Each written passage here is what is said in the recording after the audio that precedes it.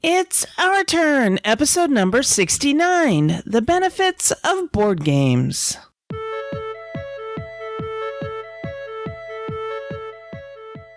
In this episode, I welcome Nicole back to the show, and we talk about the benefits of playing board games.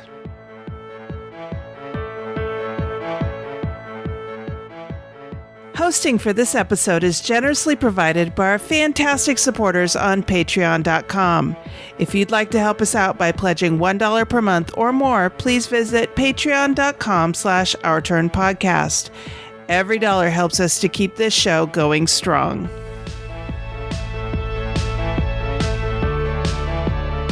Hi, and welcome back to Our Turn. I am Cathy Ford, and today I am joined by my lovely niece, Nicole Martin. Nicole, welcome back to Our Turn. It's great to be back. You have been missed. Where have you been for the last little bit since you were last on the show? I've just been really busy with school and work and being 20, almost 21. That's a legitimate excuse. Life gets busy, doesn't it? Yes, it really does. And you're back up at Humboldt State now? Yep, back up at Humboldt, majoring in psychology. I added a minor, so now I'm doing sociology as well. Oh, okay. Those are good. Those are good together. Mm-hmm. Yeah, I'm really excited. Nice. Well, I'm glad you could find time to participate in the show again. I'm very excited to have you back. Very excited to be back. Good. So, as usual, we start the show off by talking about what we've been playing lately. So, what have you been up to? Well, recently, my boyfriend and I got a new game called We Didn't Play Test This at All. It's really fun. It can be like 2 to 8 players. It's a card game, just black and white, no photos or no pictures or anything like that. And it's a simple draw a card, play a card type game. And you just have to do whatever the card says, and it can say anything like, this card is worth 5 points, or you win the game, or if someone else wins the game, you can play this card, and everybody loses the game, including you. It makes absolutely no sense, but it's a really fun game. Kind of a fun nonsense type game. Exactly. And the games are really short, like 2 to 5 minutes. Oh, wow. Yeah. Interesting. I've heard of this game, and I think my friend Dwayne has it, I think. Hi, Dwayne. So I'm going to have to give this one a try. What rating would you give it on the OTP scale? I'd give it about a 4. It's a really fun game to play, and you can play it multiple times in a row, but if you play it too much, it gets kind of tedious. Ah, okay. But it's a really fun game to just bring out when you don't have a lot to do and you want something really quick. And is it good for playing with non-gamers? Yes. I've introduced the game to multiple friends, and they really like it. Oh, good. All right. Yeah. Well, the game that I want to talk about is First Orchard. This is a game I got to play with your little sister, Walker Lynn. Aww. And it is a cooperative game. It's produced by Haba. And it was designed by a lady whose first name is Annalise. And her last name, I am not going to try and butcher. It starts with an F. And it was, like I said, it was published by Haba in 2009. And it's a game for ages 3 and up. And you have these 4 trees. They're little cardboard circles with trees on them. And then you have these big, chunky wooden pieces of fruit. There are 4 red apples, 4 green apples, 4 yellow pears, and 4 purple plums. Mm-hmm. And you put the 4 pieces of each type of fruit on each tree. Okay. So 4 red apples go on one tree, 4 green apples go on another tree, etc. And then you have these 5 cardboard pieces that make up a path that lead to the orchard. And there's a little wooden raven who is going along the path. And then the last piece in it is a big chunky wooden die, a 6-sided die. And it on 4 of the sides, it has a color for each of the fruit. Mm-hmm. And then it on one side, it has a basket, which is like a wild card kind of side. So when you roll the basket, you can pick whichever fruit you want. And then the last side has the raven on it. And so you roll the die, and whatever color comes up, you pick that color of fruit and you put it in a cardboard basket that you have. It's part of the game. It's like a little box. And if you roll the raven moves along the path. Like I said, this is a cooperative game, so you're working together to get the fruit picked before the raven gets all the way up the path. Okay. If the raven gets all the way up the path, then everybody loses. If you get all the fruit picked before the raven gets all the way up the path, everybody wins. Okay. How does she do with it? Well, it's a game that is teaching her how to roll dice. Mm-hmm. And initially, she was so taken with the raven that she would set the die down on the raven side. And she go, I get to move the raven. Aww. And so then I had to kind of pantomime sadness and disappointment because it was, oh no, not the raven. Mm-hmm. And she'd look at me like, why? Well, if the raven gets here, we lose. He eats our fruit. And it took a few tries of, her rolling like a red or a yellow and yay, you get to pick fruit. Yay. And then when she'd roll the raven or set it down on the raven's side, oh man, then we got the raven. Oh no, look at that. He's closer. So it was a fun little bit of role playing for me, having to, role play the disappointment and being sad that we got the raven. In the first couple of games, the raven won. Because she kept setting it down on the raven side. I think after a little while, she just liked seeing me play acting. But yeah, she's 3. So, this is all kind of new to her, but it was fun because she came up to me and said, hey, Cathy, can we play a game? And so then I went, well, I happen to bring one for you. Look here. And that got her all excited. So yeah, it's neat to hear her ask me to play a game. So we played that. And then that actually kept her busy for about 45 minutes on the first day. Wow. And then we played Connect 4, which, she's still not entirely, into the whole getting 4 in a row. Mm-hmm. But she likes putting the checkers in the little mechanism, which is fine. That's fine. But then the second day, she wanted to play First Orchard again. And so we sat down and we played it again. And this time she was less inclined to set it down on the bird side. And she was more inclined to actually roll the die and see what came up and then pick the fruit. So, and that kept her busy for about almost another hour. Wow. So that's a long time to keep a 3-year-old busy. Mm-hmm. But the components on this are just outstanding. They're nice, chunky, solid wooden pieces of fruit and the die and everything. They're big enough for little hands to grasp, but they're too big to go into little mouths. Mm-hmm. And they also include instructions for washing the fruit. Oh. Because kids are going to put things in their mouths and they are going to play with dirty hands and things like that. So yeah, there's even instructions for washing the fruit to keep it clean and sanitary. So that's nice. That is First Orchard from Haba. What else have you been playing? Let's see. We've also been playing Betrayal at the House on the Hill. Oh, okay. And that was published by Avalon Hill Games. The second edition was in 2010. I couldn't find a year for the first edition. But we have the second edition. And this is also a cooperative game for the first half. Okay, so the way that the game works is that everyone enters this house that's on a hill. And as you take turns exploring the house, and you can get items or events can happen, or something can happen where you get an omen. And if you get an omen in a certain room, then that triggers endgame. And someone becomes the betrayer. And there's different scenarios for different omens in different rooms. I think there's a total of 42 different endings that can happen. Oh, wow. Yeah. Different game every time you play.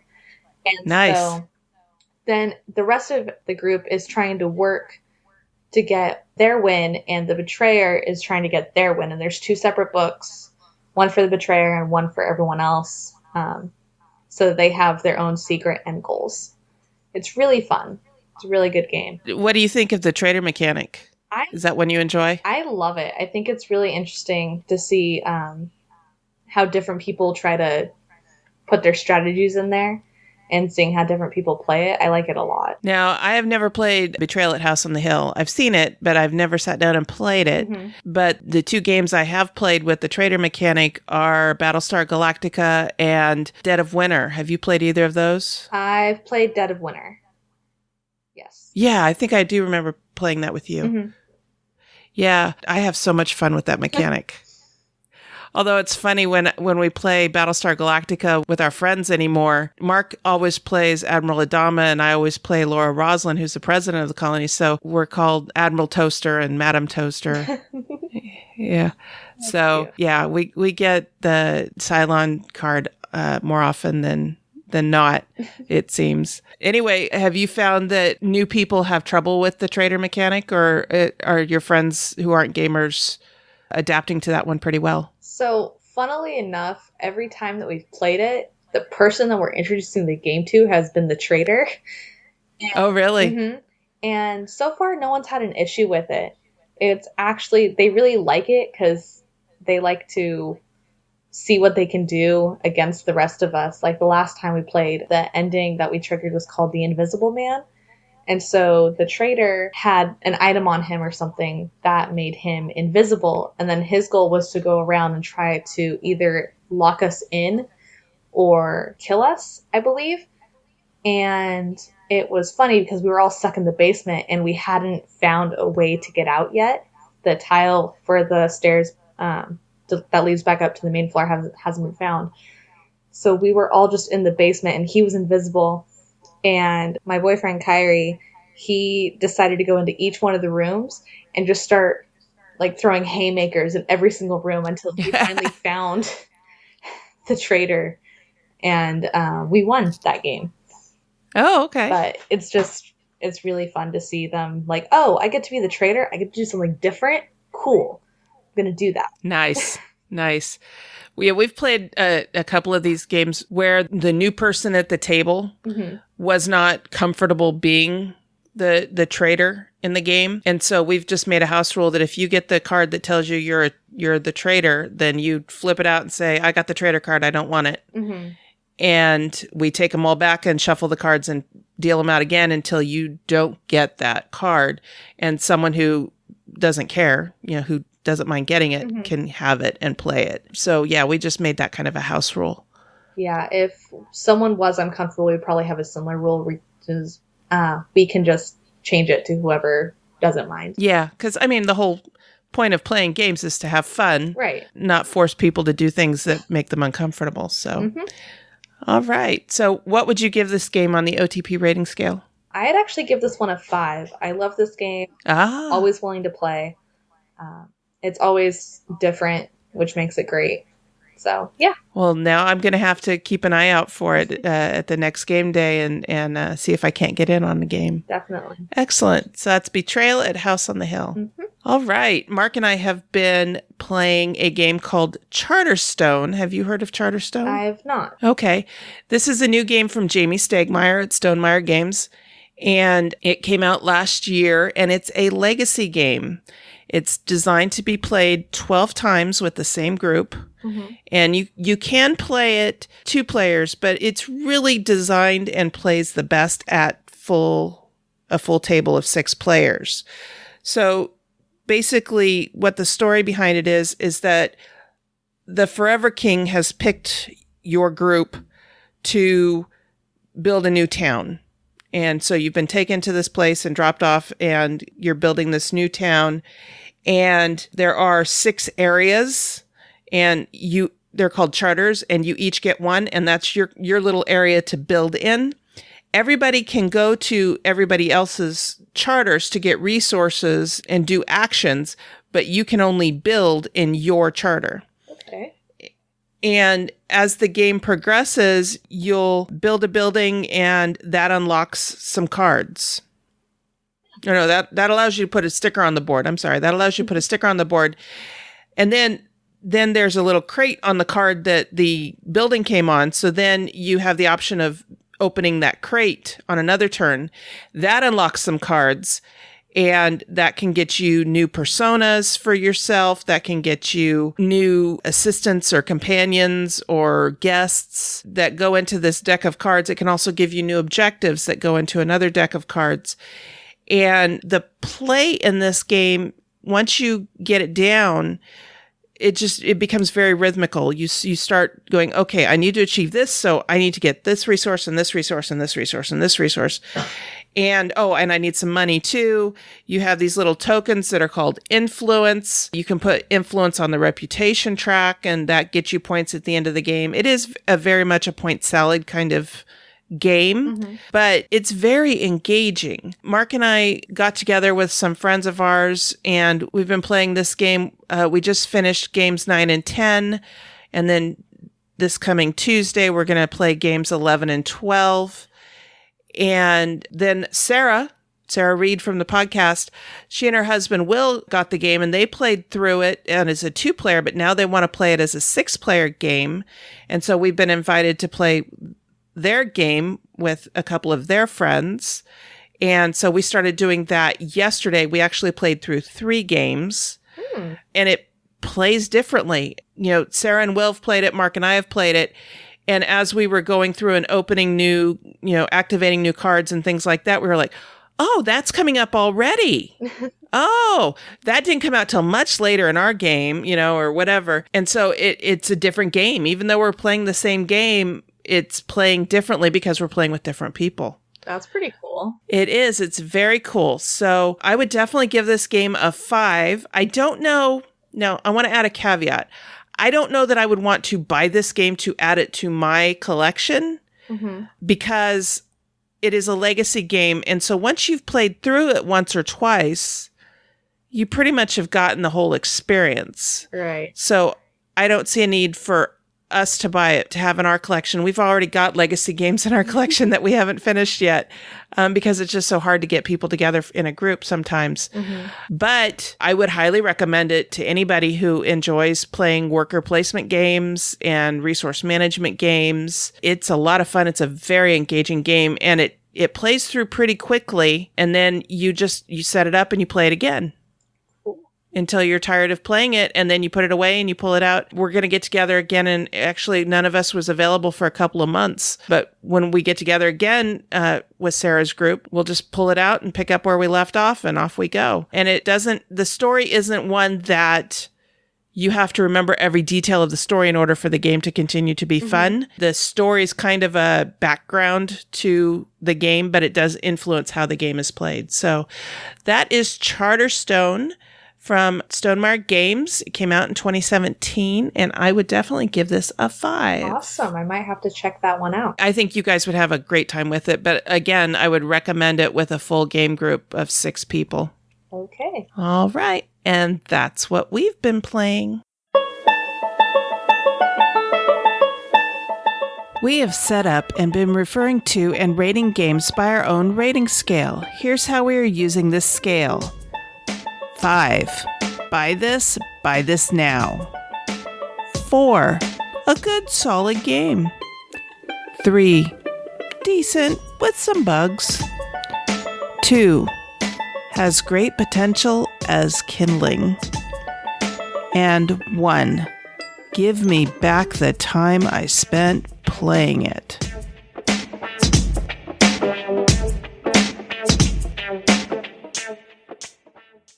Today's hot topic is brought to you by BoardGameTables.com. Sarah, have you ever tried to play a game on a table that's too big or too small? Yes, I have. It totally takes away from the fun of the gaming experience. Have you ever had anyone spill a drink on the game table and ruin the components? Yes, it's a horrible experience watching water or worse yet, sugary drinks flow across your game table and game components. Have you ever been trying to learn a game and wanted to leave it set up but couldn't because the table was needed for something else like, dinner? Oh, yeah, it stinks only having one table for everything, playing and eating. Well, now there's another option. BoardGameTables.com makes tables that are great for playing on and using for family meals or just protecting your game from little hands or curious pets. Yeah, I've heard they have lots of options for customizing, include, cup holders, drawers, card holder slots, plexiglass, wing shelves, and different kinds of table toppers. Their tables are made out of high-quality oak, elder, cherry, or African and mahogany and stained to beautifully match other furniture that you already have in your home with a variety of fabric colors to line the inset portion of the table. You can pick your favorite color or color that goes with the decor you already have in your home. I definitely got a plan to save up for one of these beauties. Hey, where can I find out more information? Check out BoardGameTables.com. You can see what they have to offer and place your order. Don't forget to let them know you heard about it on Our Turn Women on Gaming.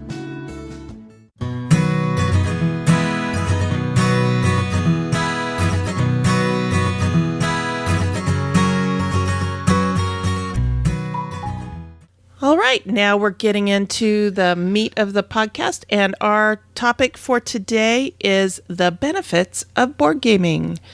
So I don't know about you, Nicole, but I have enjoyed playing board games since I was a very small child. I can remember sitting around the table with my mom and your dad and my dad and playing Sorry and Parcheesi and Mousetrap and the Wizard of Oz game, which I got a copy of for myself a couple of years ago. It's a terrible game, but I have such happy memories of playing it as a kid, and I can't wait to introduce it to Walker Lynn. And I may inflict it on you next time you're down here. Okay.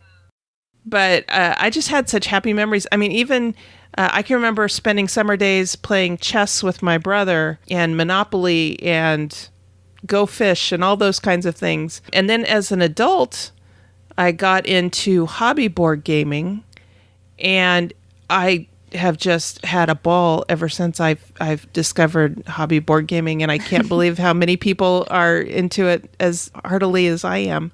How about you? When did you get into gaming? Has it been a lifelong thing? Yeah, I mean, I've been playing games with my family since as long as I can remember. Let's see, there was Candyland, and I had a Winnie the Pooh version of that one. That was my favorite. And Phase 10, surprisingly, my mom taught me that when I was really young. So I've been playing that for as long as I can remember. Go Fish, Monopoly, trying to think, Connect 4, Life, all those games I've been playing forever. And then, let's see, when I was 12 or 13, you introduced me to board gaming as a hobby.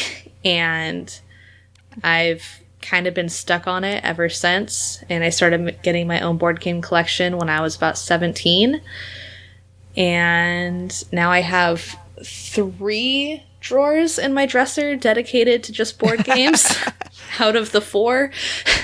Now, didn't we introduce you to Munchkin as your first hobby board game? Yes, Munchkin Quest actually. Ah, okay. Was my first board game, which I'm surprised I don't have a copy of yet. Getting there. But, yeah, I loved it. That was, one of the best experiences ever. That and Flux. Flux was another first. Oh, yeah. That's our story about me teaching you and Grandma Reinstein how to play Flux. And at the time, Grandma was 93. She's 97 now. She'll be 98 in a few days. Oh, goodness. And we would play a game of Flux, and I would look over and see that she had the winning combination. I go, Grandma, you won. Oh, good. This is a stupid game. And okay, well, do you want to play again? Sure. And we'd play it again. And I think she won 2 or 3 out of the 4 or 5 games of it we played. She won a lot. Yeah, but she would always end it with, "This is such a stupid game." And then I'd say, "Do you want to play again?" "Oh, sure." So, yeah, that's a happy memory. Yeah. And since then, I've taught her how to play Suro and Quirkle, and I think there have been a couple others. I'm drawing a blank right now what they might be, but those 2 for sure I know she likes. Yeah, she's a gamer, maybe not a hobby gamer, but she has played Pinochle and Bridge and Canasta, and Monopoly and Sorry and Life and all of those, all of her life. She's been into those types of games. So yeah, she's a gamer, even though she doesn't really know it. So what benefits have you reaped from board gaming? Board gaming has been a great icebreaker for me. In college, in general, I was a part of this club or this council called Robot, which is the Residents' Official Board of Technology. It's a fancy name for nerd club. We'd get together and have meetings every week, and then we'd get together on Saturdays and play Magic, and we had a board game night for a while, and I have a lot of friends still because of that, and my best friend right now, we met because we sat next to each other in a psych class, and I was like, hey, you're kind of a nerd. Do you like gaming at all? And she's like, well, I play Hearthstone. I'm like, oh, no. I mean, Hearthstone is a good game, but have you ever played Magic?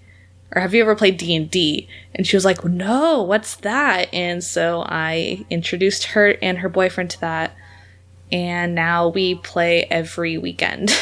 Nice. Mm-hmm.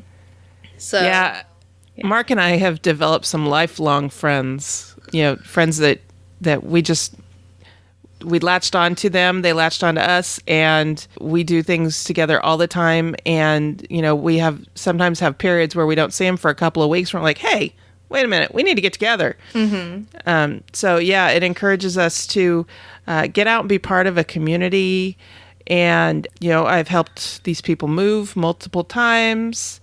They've helped us move multiple times. They've helped us through good times and bad, and vice versa. I know when our little dog Ruby was having some serious health issues and we had to make the decision to put her down, it was our gaming group that was there to help us cope with the tragedy of it. And then, of course, your dad was there to help us, mm-hmm. with it as well. Your dad's a little bit of a gamer too, even though he probably wouldn't admit it. But yeah, I mean, we've made some great friends with board gaming. What kind of other benefits do you think that you reap from board gaming? I think that it keeps me pretty sharp. Like, you have to use a lot of different strategies when you're playing board games, and you have to think more clearly and more often than you normally would have to do in like everyday situations.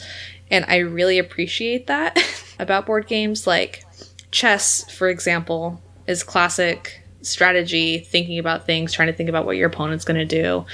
And I've been playing that since God knows when. So just things like that. I like being able to think differently when playing video game or board games, any games. Just mm-hmm. Mm-hmm. One of the things that I really enjoyed doing in my last job, I enjoyed introducing my coworkers to the idea of a cooperative game. They had only ever played games competitively. And so when I said, no, we all work together on this, that was a new idea to them, even though in our work lives, we all work together all the time. Mm-hmm. But it is also a way, I think, to remind people that, because you can get very siloed in your job where you're just working on your little thing and your coworkers are working on their little thing. And yeah, you get together over the water cooler and you talk to one another about your lives, your family and your pets and your house and whatever. But you don't often talk about what you're working on and get other people's input unless you're required to, because you're sitting in a meeting somewhere. Mm-hmm. Sitting in a meeting and talking to one another is different than sitting around a board game and talking to one another about something that's cogitating through your head or a problem that you're dealing with. I think board games break down the barriers that we tend to build in our own minds. Mm-hmm.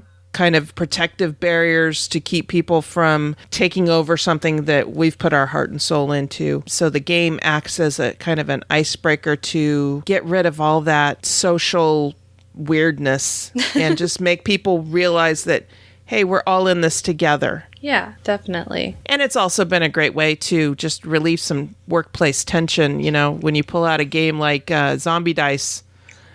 And, you're sitting there rolling these dice and being zombies. That tends to break a lot of tension as well. Mm-hmm. I think gaming is definitely a stress reliever for myself and for a lot of other people. Mm-hmm. Like, just if I'm in the middle of studying or something and I'm really just stressing out about it, I'll ask Kyrie or I'll ask my friends or someone to come over, and then we play a game for an hour. And I'm like, okay, I'm good. I can do this now. Yeah. Oh, the other day I was having a really stressful day, and yet Mark and the dogs were not happy to be in the same apartment with me. And I finally just stepped away from what I was trying to do and what was making me cranky. And I said, Mark, would you be willing to play Terraforming Mars with me? And he said, oh, absolutely. Let's go sit down and play. And we played through Terraforming Mars, and I lost badly. But when we were done, I felt better. Good. And I felt like I could go back to what I was trying to work on and pound on it a little bit more. And that happened to be on a day where, we were both home. And then a little while later, we had dinner and everything. And I was sitting there and I was just trying to unwind again. I said, would you be up for another game of Terraforming Mars? And he goes, sure. So we went in and we played a second game of Terraforming Mars. And by the time we were done, it was about time for bed. And I felt relaxed and like I could go lay down and get some sleep and get ready for the next day. So I asked this question on our Board Game Geek Guild, and we got some great answers. I said, the question was, what benefits do you get from playing board games on a regular basis? So I wanted to read off some of the answers we got. Okay. Roger Bell West, who's an occasional contributor to the show. Hi, Roger. He says, my wallet doesn't get over full. Yeah, that's true. Ours doesn't either, because we're always buying new games. And he says, it's a good excuse to see people and go places I wouldn't otherwise. And I've made several good friends out of it. I'm basically fairly antisocial, particularly in unstructured events. Mm-hmm. Your typical party is a small hell for me. I can identify with that. I'm much happier if everyone's gathered for a reason, like role-playing or board games or whatever. I know I have been at gatherings where you're just supposed to chit-chat. And that just, ugh. Yeah. If there's not somebody there that I know and can talk to comfortably, I tend to find myself sitting in a corner just kind of going, how long do I have to stay here?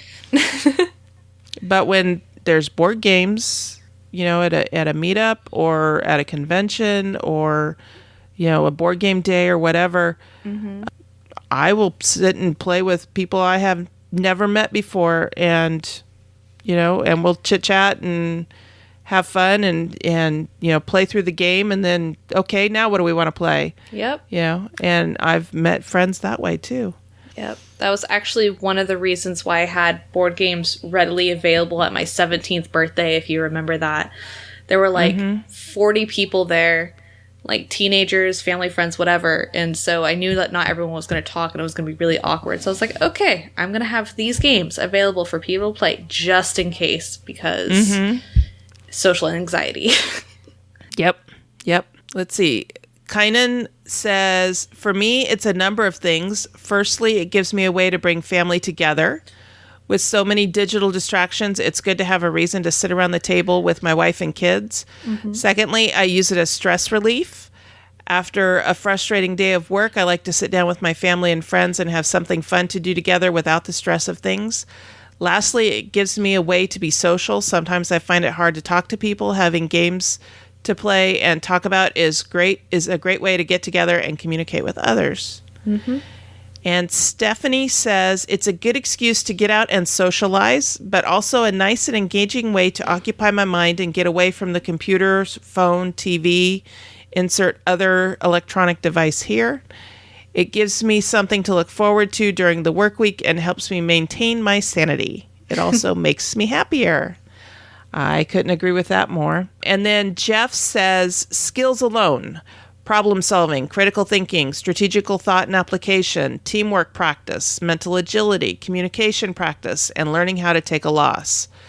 But obviously the best part is getting to share your time with other like-minded people in that everyone wants to have fun and connect in some way, whether it be friendly competition, friendly socialization, or just being with friends. Now, earlier in the episode, I talked about playing a game with your little 3-year-old sister, Walker Lynn. Mm-hmm.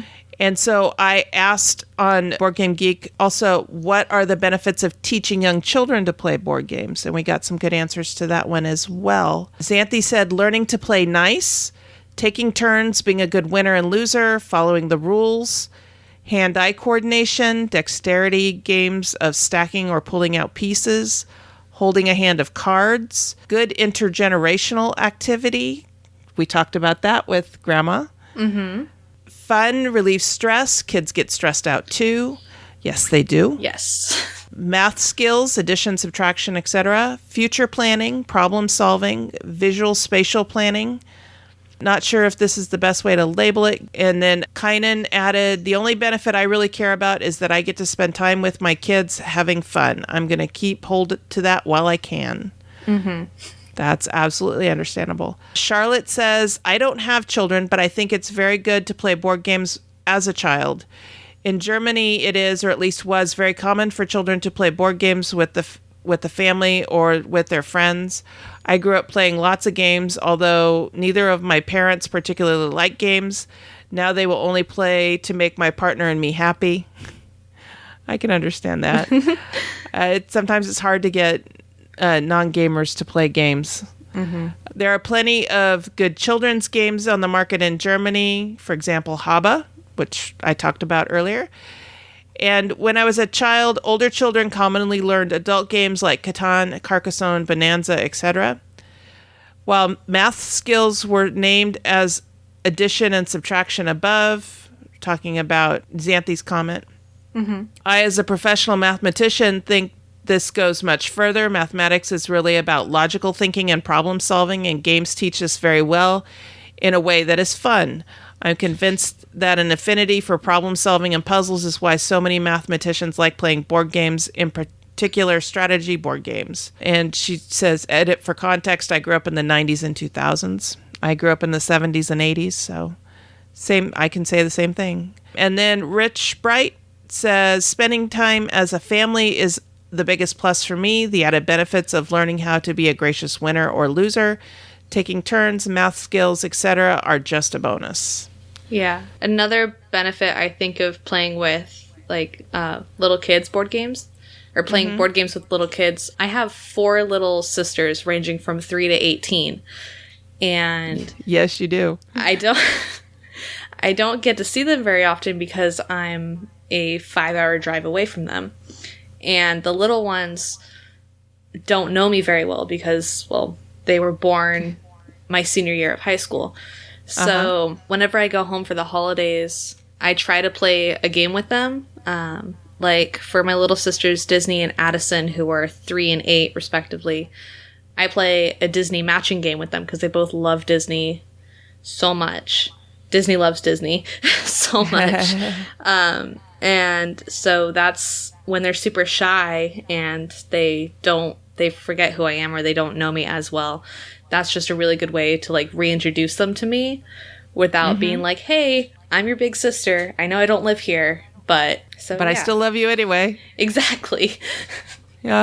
So that's and they'll remember something. that. You know, they may not remember each experience individually, but when they get to be the age you are now, they will remember that when you were around, you paid attention to them. Yeah, definitely. Yeah. And that'll be a happy memory for them. So that's good. And for you.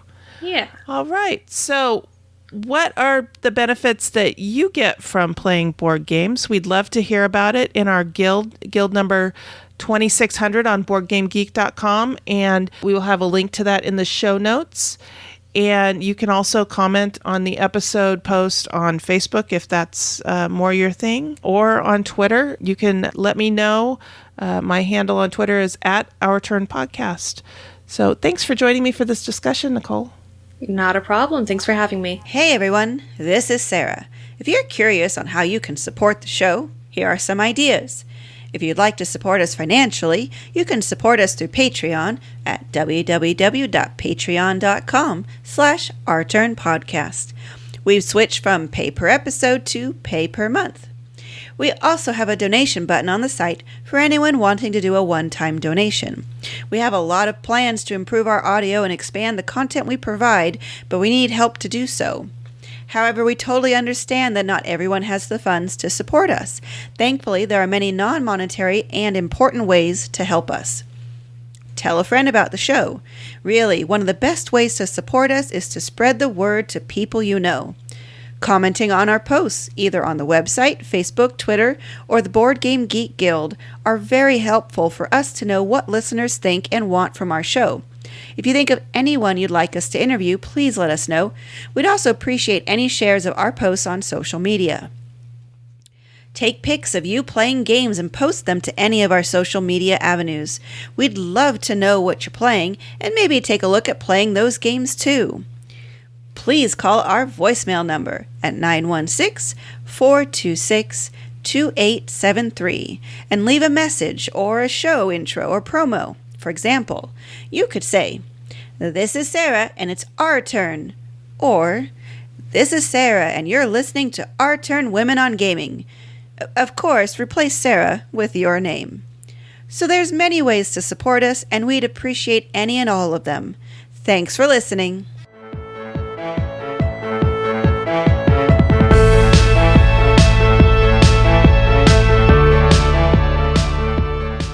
All right, so now we're winding things down and looking ahead. So, Nicole, what have you got on your plate for the next couple of weeks? You have a birthday coming up. I do, my 21st birthday.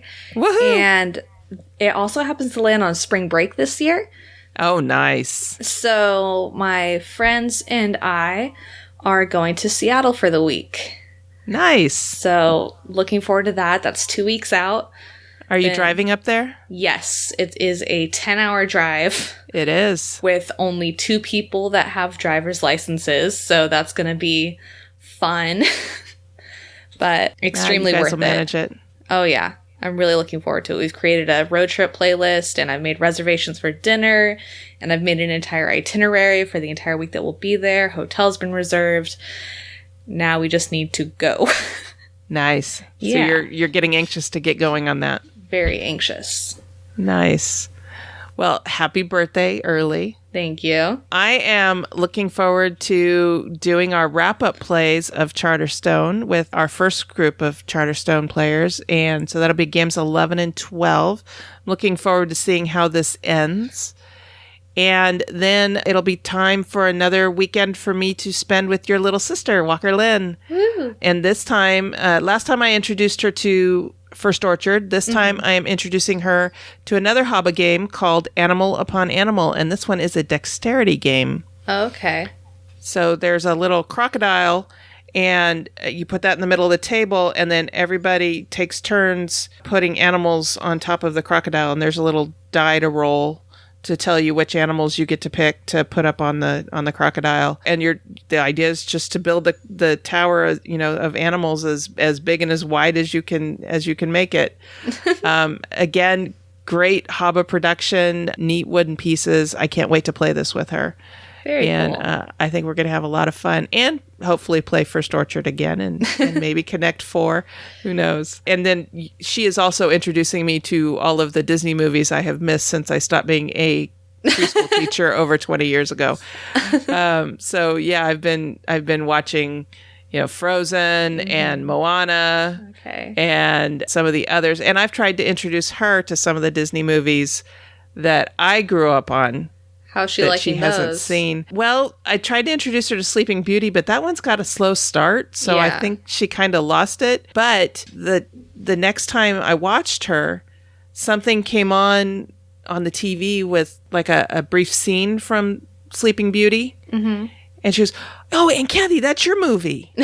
So I thought she just totally, spaced it out because she wasn't paying much attention to it, but apparently she was paying some attention to it and remembered it. Good. So yeah, I have a great time taking care of her. She's a delight. So that's what I'm looking forward to. How can people get a hold of you if they want to reach out to you online? If they want to reach out to me, I'm available on Facebook and Instagram and Snapchat if anyone has that. I do have a Twitter account, but I'm not active on it.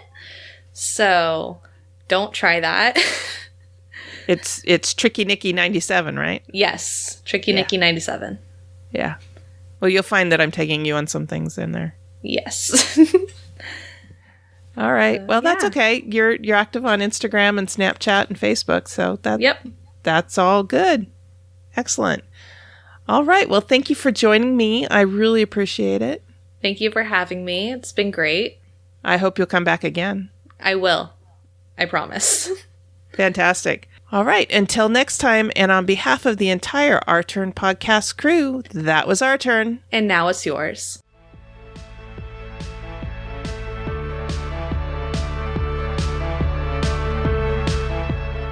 Thank you for listening. This episode was recorded on February 25th, 2018, and is written and produced by Cathy Ford and Nicole Martin with assistance from Mark Ford. Next time, we will discuss Exploring the Self by Designing Games with Kathleen Mercury and Emily Von Roden. We want and encourage your questions, comments, and feedback. Please call 916-426-2873 and leave us a short voicemail or send an email to feedback@ourturnpodcast.com. Our theme music was composed by Adriana Crickle. Incidental music was provided by Ben Sound. Please check out our show notes to learn more about these talented artists.